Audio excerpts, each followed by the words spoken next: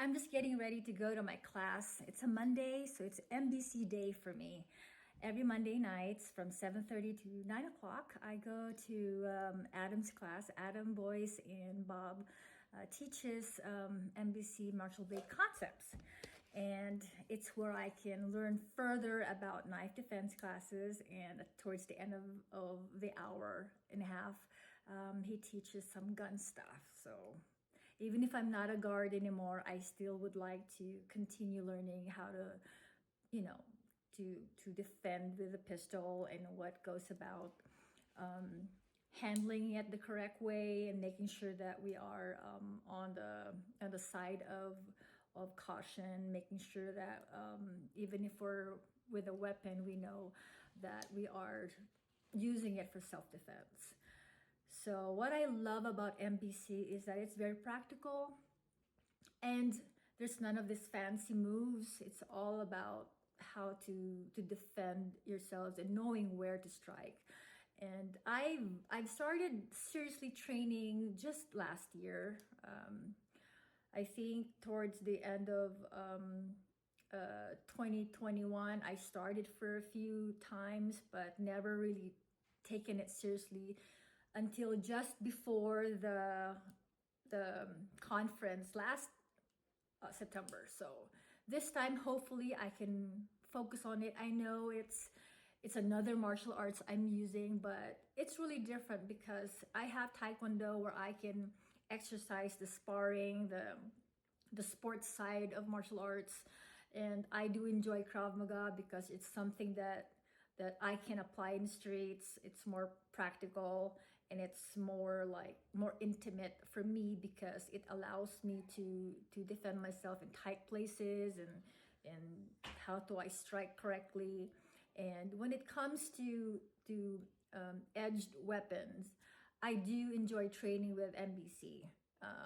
Especially last September, I got to meet Michael Janich, and he really changed my whole perspective in dealing with knives or straight edged weapons.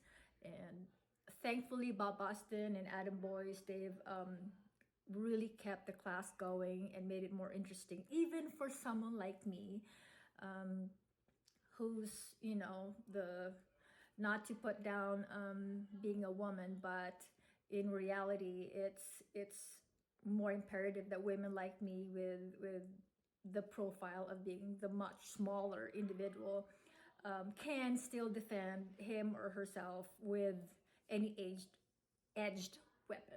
So that's why it really impressed upon me that I should continue the training even after the conference, even after all the other stuff that I train with. This is something that excites me as well. I know there's a lot of things that excites me, but can I say I'm very passionate at what I do. I wouldn't spend time with anything that I don't believe is useful to me.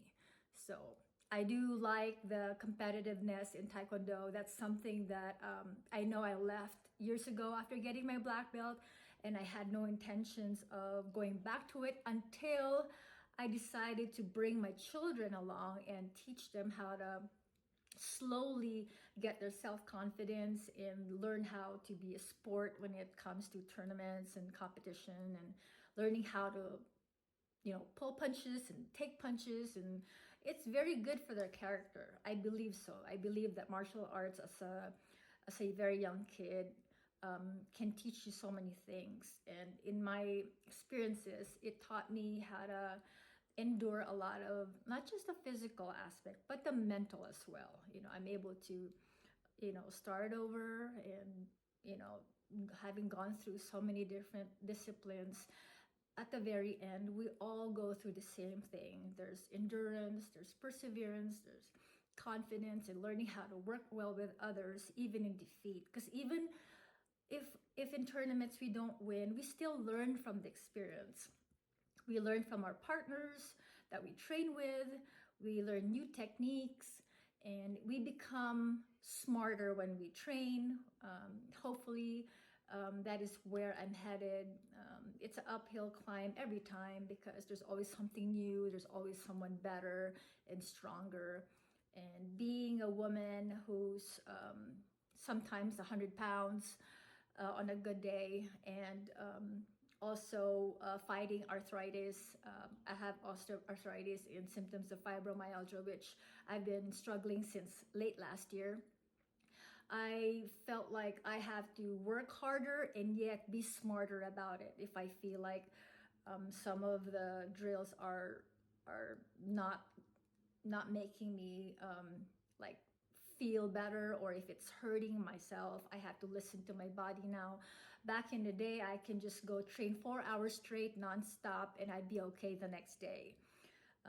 Having gone through so many punishment, from hard falls, from twists and falls, especially in the 90s where I really trained so hard, I realized that it's getting back to me with a vengeance. You know, I'm feeling all the aches and pains. And training with MBC, it doesn't matter how old you are. That's kind of how I feel about dancing. That's why I'm picking things that I can still enjoy until I gracefully age. Hopefully I can still do this until I'm 80. Knock on wood, hope. But that's what I'm looking forward to. So, but this time I have to listen to my body, and I should be smart enough to listen to professionals. And I do see a chiropractor to help me with my alignment. And if I have any aches and pains, they do help. They may not be able to cure what I have because there's no cured arthritis as of yet, or fibromyalgia, but you can ease the pain and just manage it. And right now, I'm just doing it smartly, taking the time to learn more about what condition I have, and also modifying my training, my workout. I understand that my personality, when I go for it, I just go all out. I do not have any, sometimes I just go until I hit the wall. But I do understand that, you know, as you age, your body just behaves differently. And I have to respect that.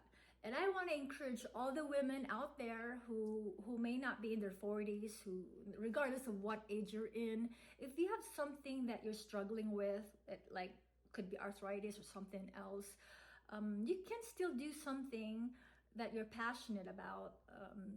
You just need to modify how to enjoy them without hurting yourself, and make sure that you speak to a professional. But as of now, I know I'm still sore from the previous tournament, but I'm still gonna train. So hope you find your passion and don't stop training. Have a good one.